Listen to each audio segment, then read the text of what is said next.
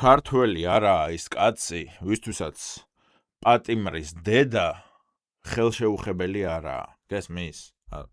აი ეს ხვანცალებს. მნიშვნელობა არ აქვს ქოც და ნაც, გესმის? თუ ხარ კაცი და თან ქართველი, ესე არ იქცევი. ესე არ იქცევი, შენ თუ ხარ კაცი და თან ქართველი, ესე არ იქცევი. მოკლედ, მე მინდა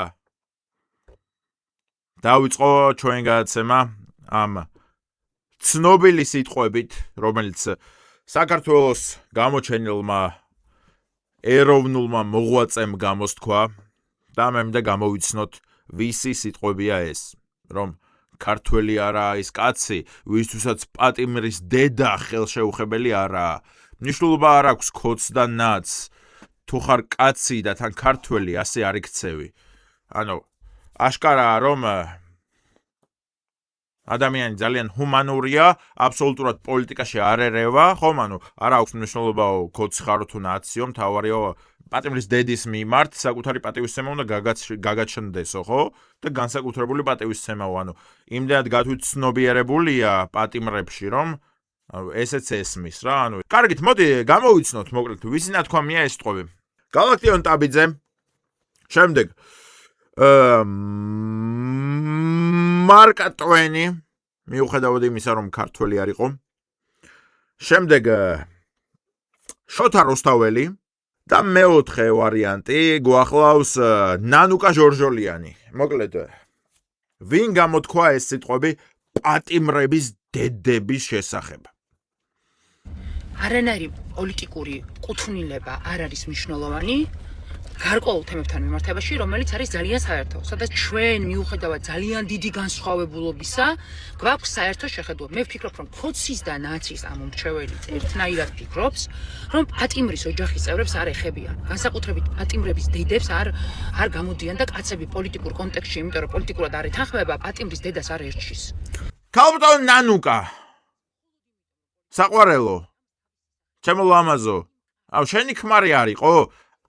15 წელი თუ რა ვიცი 9 წელი თუ 12 წელი, რომელიც უმაღლეს თანამდებობებს იკავებდა, როდესაც გლდანის ციხეში ადამიანებს დუბინკებს უყრიდნენ ტრაქში? ჩემო ულამაზესო და ჩემო უსაყვარლესო და ჩემო უჰუმანურესო, რომელიც ხა პატიმრების დედები, მაგი მასე არ მოსულა და მაგი ყველა მიცის, ქოცი ხარ თუ ნაცი, მაგი ნანუკა. შენ ყოფილ ქმარს რატო არაფერს თხოვ? 13 წელი თუ რაღაცა შენი ქმარი იყო, ხან შსს უფროსი, ხან რაღაცა გედედეს უფროსი, ხან რაღაცის უფროსი, დაცვის პოლიციის უფროსი, ხან როგორღაც პოლიციის უფროსი, ხან სახანძროს უფროსი, ყველაფრის უფროსი იყო შენი ქმარი იმენა. ერთი 13 წლის მანძილზე, ხო? და მეგობრებო, ვისაც გონიათ რომ ვღადაობ, რა ვიცი, მოდი შევამოწმოთ, ხო? ერეკლე კოდუა. 99 წლიდან 2003 წლამდე მუშაობდა შსს ორგანოებში სხვადასხვა საპასუხისმგებლო თანამდებობაზე. კი ბატონო, მაგ დროს ჩანაწერები არც არსებობდა, მაგ დროს პროსტა ისე იყო, რომ ხელფასი გინდა?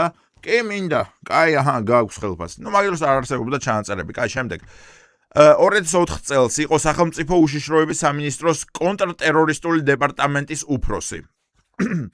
ვინმეს ხუმრობა გგონიათ კონტრტერორისტული დეპარტამენტის უფროსობა?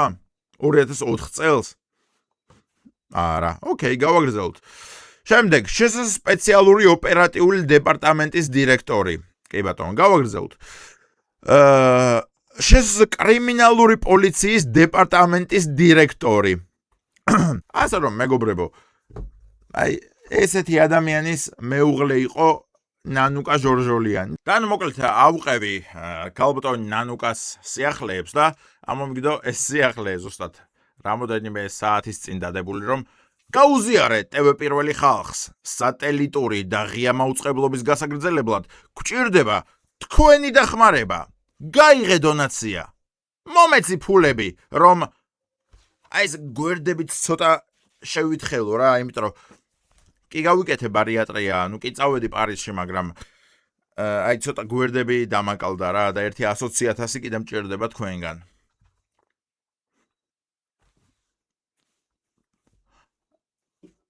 მოკლედ, ტევ პირველი ციხურება, მეგობრებო, და ტევ პირველი გადარჩება მხოლოდ თქვენი დახმარებით. ასე რომ ჩაურიცხეთ აუცილებლად ბატონ კეზერაშვილს. არა, აბსოლუტურად ყველამ დაიკიდა ყველაფერი. იმიტომ რომ ფორმულა ხო შეტენს მიშამ შულდაძეს ხო გადაუფორმეს მართლა მთელი ისინი. მე მგონი ახლა იმას ფორმულას 99% მიშამ შულდაძე ფლობს, რომ შეგოიმო, გინდა ეს დებილური ტელევიზია, ეს მართლა გინდა ბიჭო, მოდი, გადაიფორმე, წაიღეც და მიშამ შულდაძე დებილივი ძიისახე და ფორმულაზე 99% ჩემია და მაგას გონია რომ მაგარია. და კეზერაშვილიც ეგრეზის სახლში რომ ამ დებილ მშველდაძეს გადაუფორმე მთელი პროცენტები. ბოზურები არიან, ეგეთი დედამოტყნულები არიან, რომ დაჟე ერთმანეთსაც უჩალიჩებენ რა, რომ ერთმანეთს ტენიან ამ პროცენტებს, რომ და აი ბოლოს როცა მიდიან უკიდურესობამდე, მე გამოდიან რომ ხალხო, ფული ჩაგვირიცხეთ, რომ ტევ პირველმა გააგრძელოს მოღვაწეობა. უკაცრავად, ანუ აქამდე ვინ გიხდიდათ ფულს, აქამდე როგორ აგრძელებთ მოღვაწეობას? ჭყონია, კეზერაშვილი, ხაზარაძე, და ესე აფინანსები რა.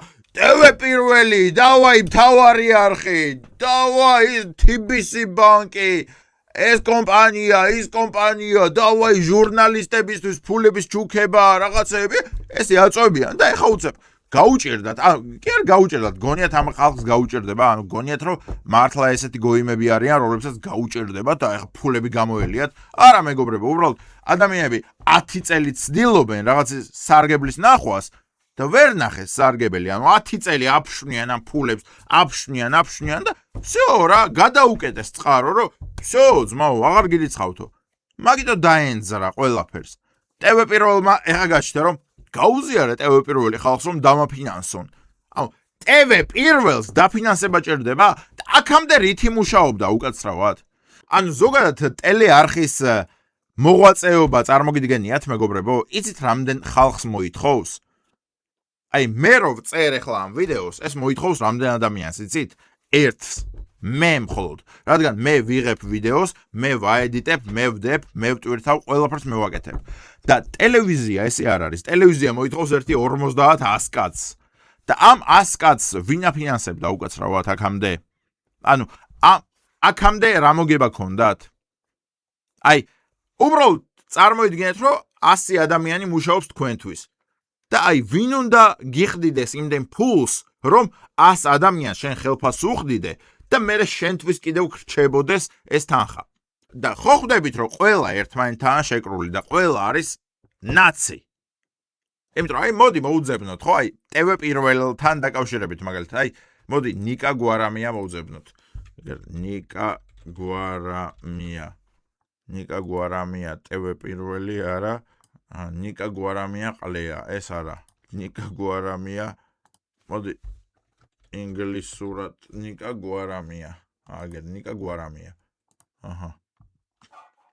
აგერ ნახოთ მეგობრებო, ვინ გააზიარა ზოგადად ეს პოსტი.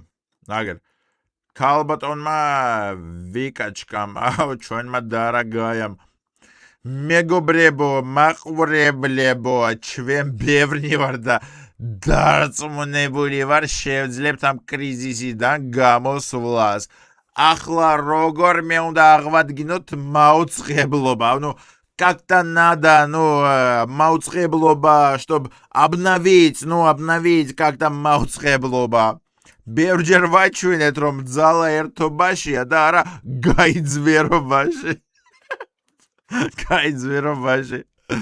ჩვენ ბევრად ძლიერები ვართ, ჩვენი ერთად ყოფნით და სოლიდარობით. პროპაგანდას უჭირს და ახლა გვჭირდება თქვენი დახმარება ზუსტად. ქალბატონო ვიკა, გეთახმებით, რომ პროპაგანდას გიჭირთ და ახლა გჭირდება თქვენი დახმარება, რადგან ახლა გენძრევათ, ახლა მიგატოვათ თქვენმა დამფინანსებლებმა, ახლა მიგატოვეს და ახლა დაგტოვეს ისე, რომ კაიო რა, დავიღალეთო ძმაო ამ ფულის ყარიითო და თუ რამის ტრაკი გაგვთო, თქვენ გააკეთეთო. და ახლა აზიარებთ ერთმანეთის პოსტებს, რომ ეხლა გვიჭირს ხალხო აი ახლა ძალიან გვიჭირს და ეხლა დაგვეხმარით ახლა გადაგვიზიარეთ პოსტები აუ ეხლა რატო არ გადაობთ ვიკაჩკა დარაგაია მაია მოკლედ ანუ ხალხი ითხოვს ამ ტელევიზიის დაფინანსებას რომელსაც აქვს რეალურად უცქირად 450,000 გამომწერი ხო 450,000 მეგობრებო მე მყავს 20,000 გამომწერი ხო 21,000 და ამის ლაიქებს შეხედეთ 0 შემდეგ 25 შემდეგ 35 შემდეგ 3 შემდეგ